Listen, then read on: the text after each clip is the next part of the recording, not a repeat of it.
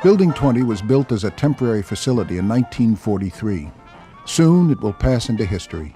But this legendary structure, MIT's magical incubator, won't be forgotten. During World War II, it was built to house the radiation laboratory, and it's here that MIT engineers refined the development of radar and helped win the war.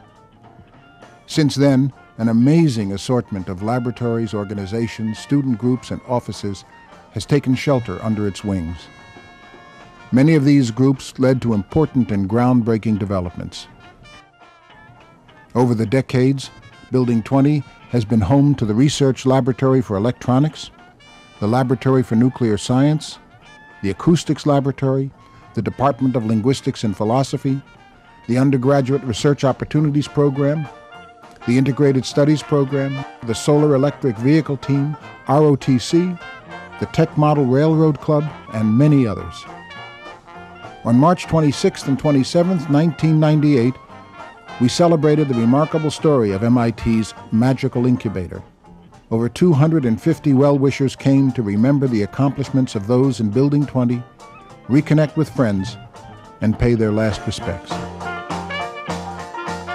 First of all, take the opportunity to let you all know that the tradition of student hacks is still alive and well at MIT. As we walk out and take a look at Building 20 later this morning, you'll see on the facade of Building 20 a big sign that looks like a large-scale property office sign that says deactivated. Well, you know, I saw Building 20 built. I was working at the radiation lab in Building 22, which is now where Building 26 now is. And so I watched them put up Building 20. And you know those time-lapse photographs they make of construction of skyscrapers? Well, Building 20 went up like that, almost like that, in real time.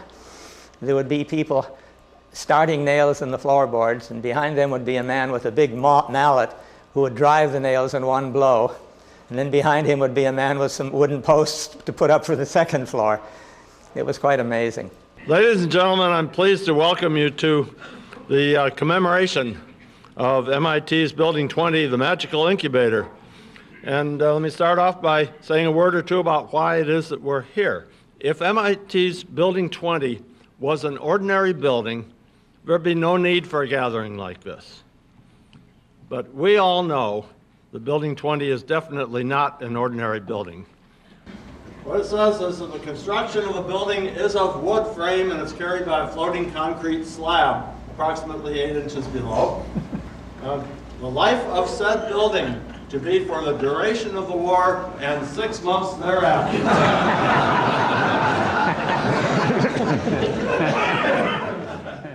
You know that if you want to run a wire from one room to another, you don't call physical plant, you don't plunk down $1,000 to call an electrician and a carpenter. Instead, you get out a power drill or a screwdriver and you jam it through the wall and you string the wire and you take care of things right away, and you do it in one afternoon rather than waiting 6 months for a purchase order to come through.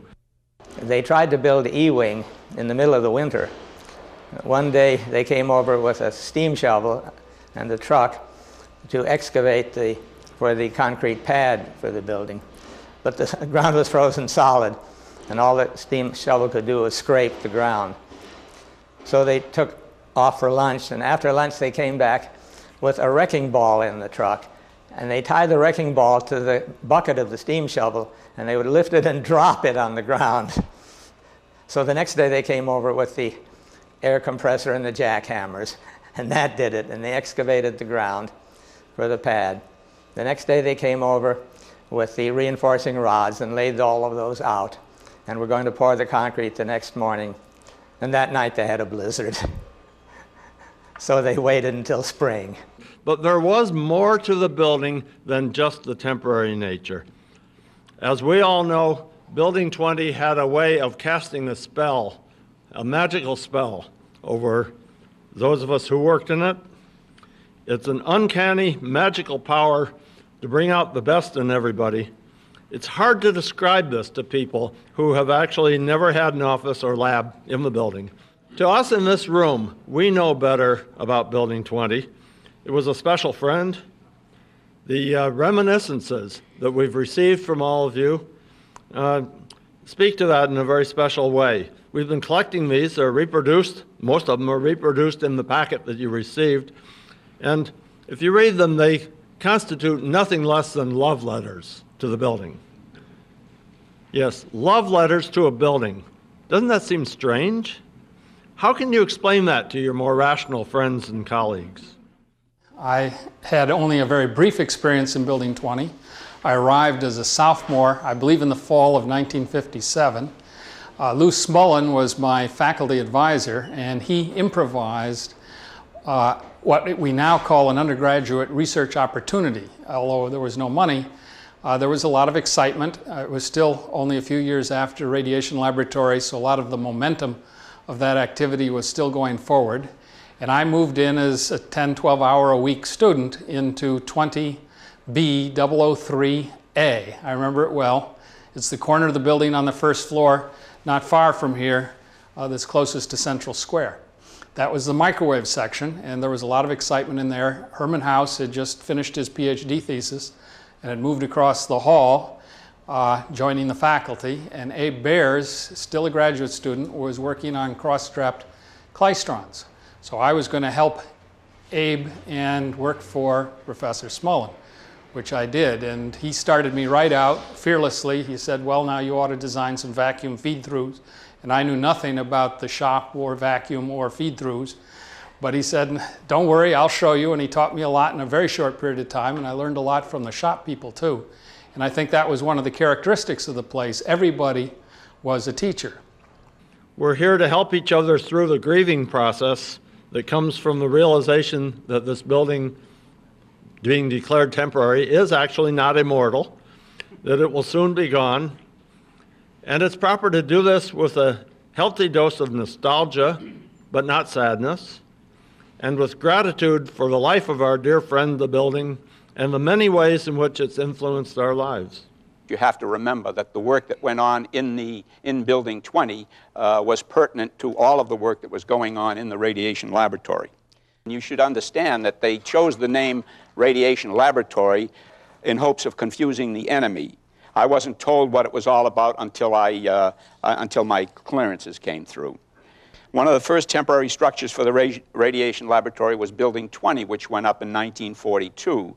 That's Building 20 right there, and this is Building 22, and that's Building 24. And that's my favorite building, the swimming pool. We were exposed, fortunately, to brilliant guidance and leadership. I would say that the radiation laboratory was perhaps one of the great and successful experiments in combining industry, government, and technology. And I thought, you know, you might be interested in seeing what the labs looked like in Building 20. It's clear they were somewhat basic, they were even primitive, but what was lacking in facilities was more than made up for in talent. The laboratory was characterized by Compton as the greatest cooperative research establishment in the history of the world, and somebody else said that the lab ran hotter than other labs. Its staff included about 1/5 of the nation's physicists and was the largest laboratory of its kind in the world. Its researchers, begun as a gamble, had in 4 years made obsolete nearly all other radars, and its sets played a major part in smashing submarine warfare, shooting down German planes and V-1s, guiding the bombers over the beaches of Normandy, controlling our attack planes in the big push to the Rhine, and leading the 8th Air Force bombers in all their missions through overcast in summer and winter from November 1943 onward. And among the 3,900 members of the Rad Lab, there were 9 Nobel Prize winners, and I just picked out one of my slides to show you some of them. This was Robbie. He was the technical director, you might say, of the laboratory. This was Carol Montgomery. His wife also worked there. This was Ed Purcell, and Ed was also a Nobel Prize winner. There's Dickey, and that's Yonkers, and there are others there, and that's Nathan Markiewicz. The reason I point him out is because I taught him how to swim in the pool. I believe that the role of Building 20 as an incubator is really the right word, okay? Because people got together and shared ideas and words without really worrying about who you were or where you came from. And I think that's the secret. You know, one of the things that contributed to the spirit of the radiation lab was the fact that they had excess talent in all sorts of different areas, and in fact, the crew there produced 2 self-written operettas during that period that had to do, one was entitled Defendemonium, and I happen to have the, hey, don't laugh, I'm not making this up, here it is. Defendemonium, a monumental musical drama in 2 acts. And its chorus starts off, "We are the scientists of a great radiation laboratory," and it goes on from there. I have a different view of Building 20 than people who had rad lab experience. I looked at it as a place which was absolutely ideal to do physics. And the reasons are following. It was that the ideas were able to dominate. There was an inspired leadership of that laboratory, RLE, and Stratton, Wiesner, later on, Peter Wolf, Henry Zimmerman was very important in our lives, and Al Hill. That's the machine shop, and that lived right there. And in fact, it is a very good machine shop. Eventually got put in the dungeons of the building next door and failed in some regard because it had no light. I'm telling you that now. You still have a machine shop there, but Building 21 was better. Well, that's John Keefe in a machine shop, but they're making a magnet. There was a glass shop, which doesn't exist anymore. And you'll see that plays a role in all of this. And that was right there. There was a chemistry lab and a place to do outgassing of materials. This was part of Louis Smullins' place. You had a first-class tube lab there. And in fact, was used by a lot of people. There was high-class vacuum work was done there. And that was all in this area here. There were vacuum furnaces. You could do hydrogen brazing. There was instrument rooms, and you didn't have to buy stuff. There was a legacy of junk that you could use to build. It was amazing. And then there is, and this was not true in the beginning, an anechoic chamber, an RF free room. I hope you may see some of these. There was the L&S machine shop, which is, people will be talking about L&S later, and there was an electronics design and an assembly facility here. The next slide shows a very important thing which is not often thought about anymore, and that's somebody mentioned it this morning, the Collins cryostat. There's Sam right there, crusty Tennessean. And he has built this thing that makes liquid helium available to everybody, which was absolutely critical. And what you're seeing here is Gerald Zacharias and John McLean with a torpedo tube kind of thing that Terry Eisinger, who's in the room, and Dean Edmonds played with as kids.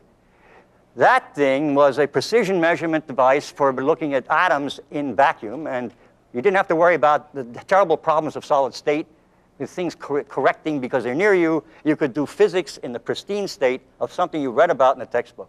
Absolutely marvelous. And those machines were the predecessors of something which then grew out of that, which became atomic clocks. It was the place where microwave astronomy started. Bob Dickey had invented the microwave radiometer, and his crew, including me and Bob Behringer and Art Bain, had been down in Florida doing measurements on water vapor absorption. And we came back up here and set up on the roof of Building 20 and turned the radiometer toward the sun and measured its microwave temperature. And that was the beginning of the microwave astronomy and all of the microwave radio sources and the rest of it. And then all of a sudden, blam, there was this huge explosion. And it turned out, I said, "Wow, what's that?" And he came around and was standing beside my seat at my desk, and all upset because his experiment hadn't worked, and he was waving around, and out of the corner of my eye, I could see here was a great big 45 automatic being waved right next to my ear. And so I jumped up and I said, "What was that? Tell me if you're going to do that again." And he was so agitated that I just took off. He was making a very high-speed switch for turning off high current electric circuits in an instant, and the idea was he was using blasting caps. And on the roof of the Building 20 was left over a whole bunch of lead bricks, but he used the mass of all those lead bricks to give him this test thing. Well, when I was so upset and distracted by this, they very soon moved me out, and that was the end of my Building 20 occupancy. The Project Meteor people needed an antenna on top of the roof, But there was no place to fasten it down on the roof because there was none of the timber showing through. There was just a tar and gravel roof. So they decided the wind might blow it over. So they went to the people that had the lead bricks. There were always nuclear people working in Building 20. They absconded with about 4 lead bricks and put them on the wood structure. One fine day, the wind came up. The antenna tipped over, and in so doing, one of the lead bricks lifted off the surface up into the air and then fell off the structure and fell onto the roof. Now, in the war, to save material, they did not do the roof with wood planking. They just laid some kind of thick composition board over the roof and then put tar and gravel on top of that. The lead brick went straight through the roof. And it also went straight through Bob Kingston's apparatus and smashed the glasswork into a million pieces all over the floor. A tremendous interactive thing. Kingston was furious. His thesis work set back, but in those days there was a glassblowing shop in RLE, and the glassblowers built new glass for Kingston, and his work proceeded to produce a thesis in due course with hardly any delay at all. And in the meantime, everybody knew all about the high vacuum spectrograph because they all crowded around to find out exactly what was going on with that particular research group. We're having a contest, by the way, for the most dots. And so far we have a couple of people who have 5 dots. That is, they've had occupied space in Building 20 for parts of 5 different decades, the 40s, 50s, 60s, 70s, and 80s, and 90s. One of the problems you see in modern research is whether you can persuade the authorities at NIH, NSF, and so forth to let you take a chance. Sometimes it's very difficult to defend chances. That freedom to be able to walk barefoot through fields of the mind, that was something that was so central to Building 20 and to RLE at the time, and to it was astonishing. There is a curious aspect about buildings where there has been dedicated work. You might almost say it's far better than a monastery. It's more like a temple, where there's been dedicated work and where the scars and marks on the walls and so forth all have meaning. All the artifacts that are left aside somehow or another have meaning. There's, as it were, a passing on, not of a tradition, but of a vague memory that somehow or another is very rich. People don't usually think about Building 20 as contributing a great deal to health research.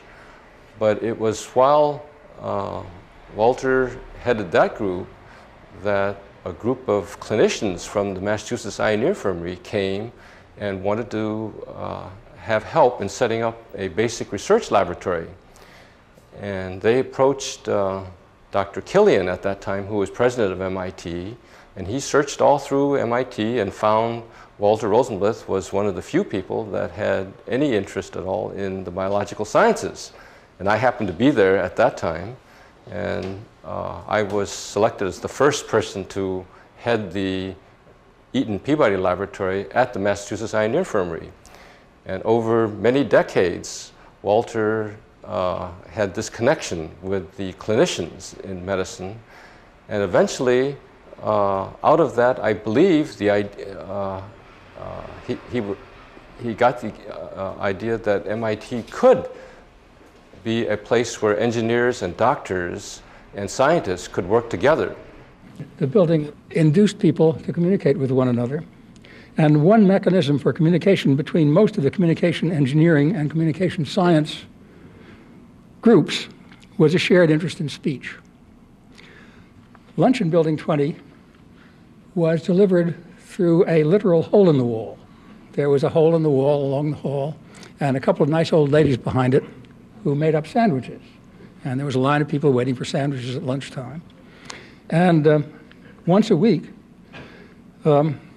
The linguists, psychologists, neurophysiologists, and communications engineers got their sandwiches and went across the hall to a conference room and had the speech lunch. And the speech lunch was a great institution. It kept everybody informed about what everybody else was doing and what was most interesting and what they had done recently. To my mind, buildings are rather like shoes. One thinks of not wearing shoes mainly when they don't fit. When the shoe fits, you wear them with hardly any conscious thought and wouldn't dream of being without them. Building 20 fit many of us perfectly. It kept us dry and warm in winter, except on those occasions when the windows fell out because they hadn't been reputtied since 1943. It was because of its being relatively undesirable that Building 20 could function as an incubator for new developments. We know that research is risky, that new ideas usually are wrong, but without trying them out, one cannot tell the few really good ones from the many that are less good. As we bid goodbye to the building that for many of us was home for decades, there have been numerous attempts to put into words the essential qualities of the building. My own suggestion is that in spite of its rather unprepossessing exterior, Building 20 was an incredible luxury. It was like money, lots and lots of money in the bank that was not immediately needed and could be invested in projects without guaranteed payoff.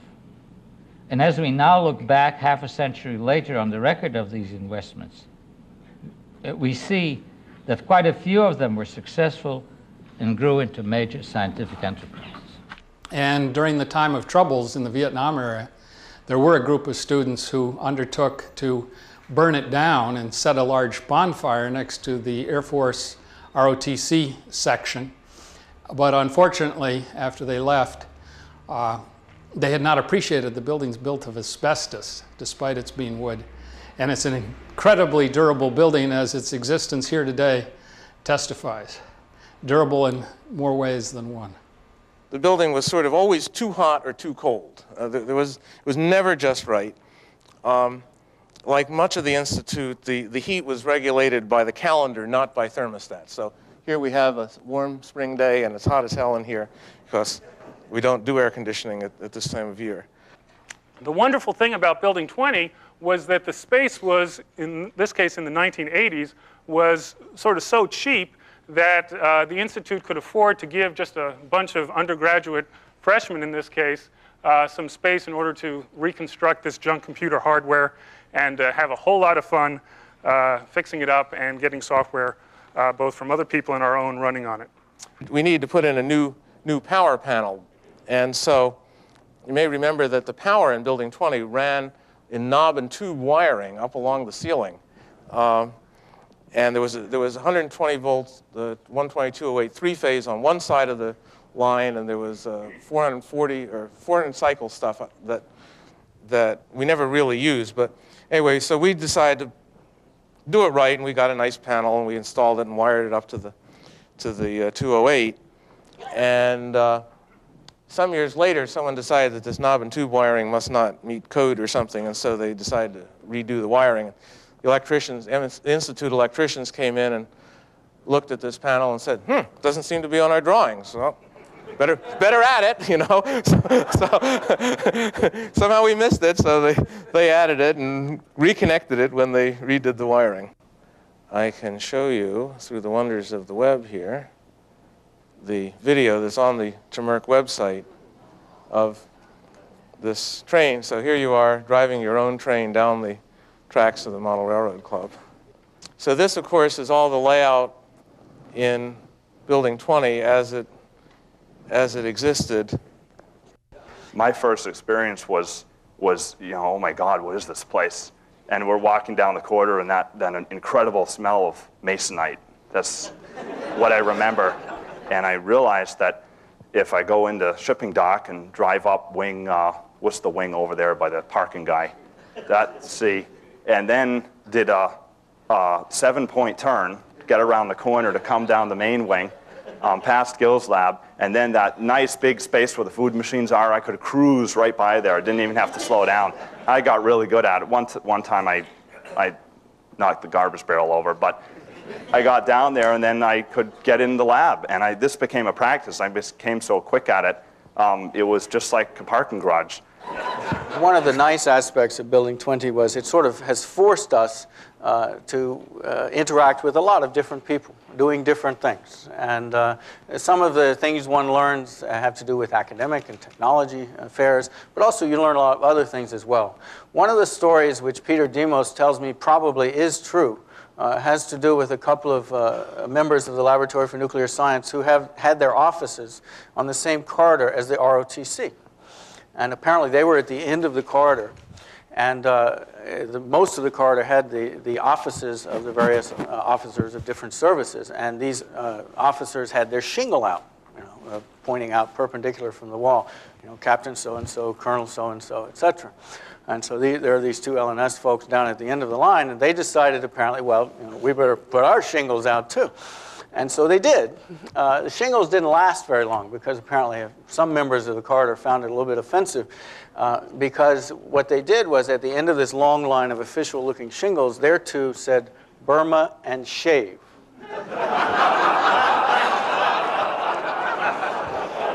Now, I got to tell you, no provost in his right mind would shut down Building 20. 200,000 square feet on a campus where if you wanted an extra 500 square feet, it'd probably take you a couple of years to get through the system. So to find 200,000 square feet in which to put all the residents of Building 20, no mean track. How did we get to this point? Well, we've been talking about it for 50 years, for sure. Well, I can remember when I was about to leave for the Iron Infirmary to start that lab, one of the considerations was that Building 20 was going to be torn down. This was, I think, 1957. And I was quite sad to hear that. But then I noticed that they were installing 20-year gutters. So I'm going to talk to you not about the past, but I'm going to make a transition to this dinner tonight where we talk about the future of this area. So in any case, let me tell you, given my name, I thought maybe we'd do something biblical about this. And with the help of the planning office, we have constructed a biblical story. So here goes. Ta-da! Okay, Genesis and Exodus, one of the many mysteries in the Bible. What happened to all the tribes? It's around 700 BC, there were tribes, 10 lost tribes. So here is the location of the various tribes of Building 20. Thank you very much.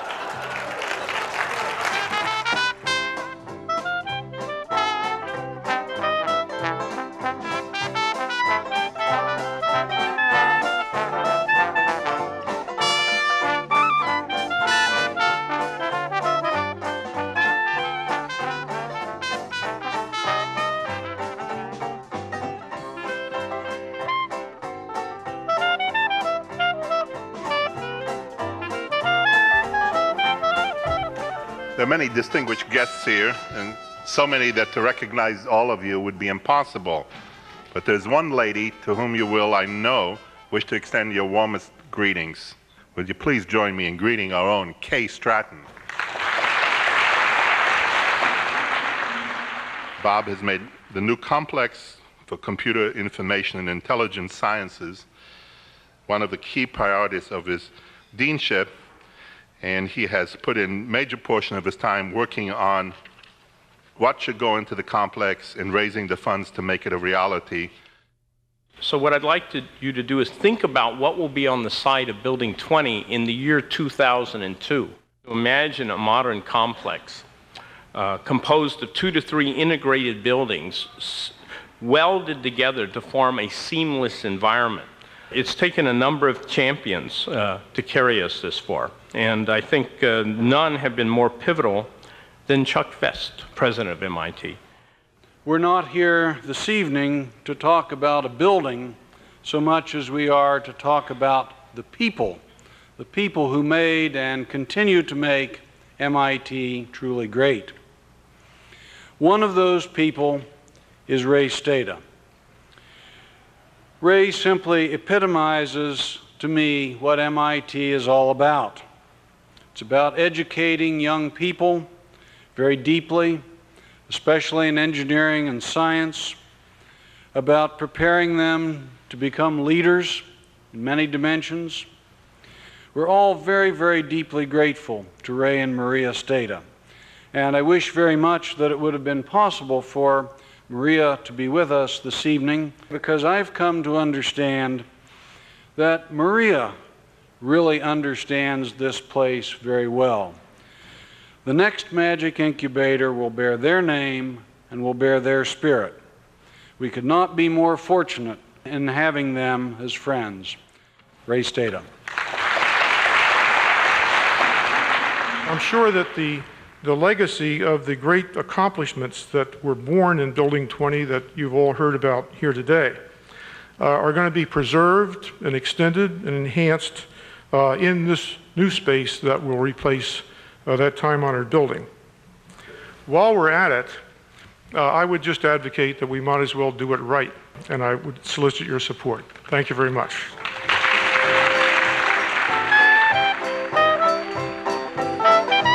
It was an open and inviting intellectual community. Indeed, it was. And the thing is that the nice thing is you had neighbors that weren't necessarily people doing what you were doing. Best time to come in when you wanted to meet somebody was at 11 o'clock at night, because during the daytime the classes, this and that. But at 11 o'clock at night, everybody was in working. I think I know you. I'm trying to think where, though. I'm trying to figure it out. I've learned since that lots of things were going on that I never did wander in and discover. So this is the fountainhead from which so many things began. There was Herman House, who is now institute professor. He came originally from Slovenia. I escaped from Hungary. There was Abe Burst, who escaped from Romania. There was Reggie Russell, who didn't escape because she was from England, you know. There were even one or two Americans there, but Reno worked on the big clock. No, the little clock, a little bit, but never on the big clock. Yeah. I'll see you later. Okay. It was such a vibrant place, and people were always so friendly in this building. And to see it now empty is kind of a sad experience. My impression of Building 20 was always that it was where everything got put that somehow didn't fit anywhere else. And the other thing which is outrageous and has affected us seriously is that neither Cambridge nor MIT can fix that goddamn street. Jerry stays there because he likes to smoke, and so he can open his window and cheat. Since we didn't have any facilities for coffee, and Ludfin et al. Had all kinds of facilities, we'd wander in there and we'd have coffee with milk-bone dog biscuits, and I got to like milk-bone dog biscuits. Dottie Adler had an Irish wolfhound, you know. When you wanted to walk down on this corridor and that dog also was coming down the opposite direction, you had to go into one of the doorways because that tail of the dog swept from one side of the corridor to the other side. It was a giant beast. It was the size of a calf. And if you got hit by that tail, you knew it. And the place when I came here stank of soap, mayonnaise, and candy. And chocolate candy, right. Oh, I was really something. And someone had placed a large notice on the back page of Thursday, you know, somewhere like around 1970 or so. And it said something like, you know, it was basically a reminder to people that the Department of Linguistics office was in the same part of Building 20 as the ROTC building, and therefore that anti-war demonstrators needed to trash selectively. That was the term that was used. It said, please trash selectively. Some people regarded it as sort of run down, even at that time. But I came from a prefabricated laboratory at the University of Chicago, so for me, this was a step up in physical surroundings. Between last night and today during the day, I saw more people having more fun, making more contacts with more people for more diverse purposes than I can remember in a long, long time. And I'm just so delighted at how many of you decided to pay tribute to your favorite building, come back and say goodbye to Building 20 in a dignified way, the way we have. Today's been a wonderful day reminiscing about the building. I have to say, it's the first wake I've ever attended for a physical structure.